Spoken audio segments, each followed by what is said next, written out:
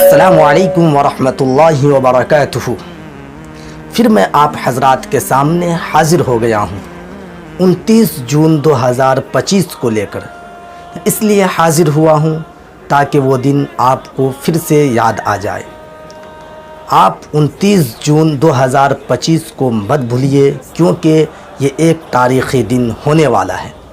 یہ صرف ایک تاریخ نہیں، یہ وہ دن ہے جب پورا ہندوستان پکارے گا وقف بچاؤ، دستور بچاؤ، کیونکہ وقف ہمارے آباء و اجداد کی امانت ہے، دستور ہمارے جینے کا حق ہے۔ اب وقت آ گیا ہے کہ ہم خاموشی توڑیں اور ایک آواز میں اعلان کریں، ہمیں نہ وقف پر ڈاکہ منظور ہے، نہ دستور پر حملہ۔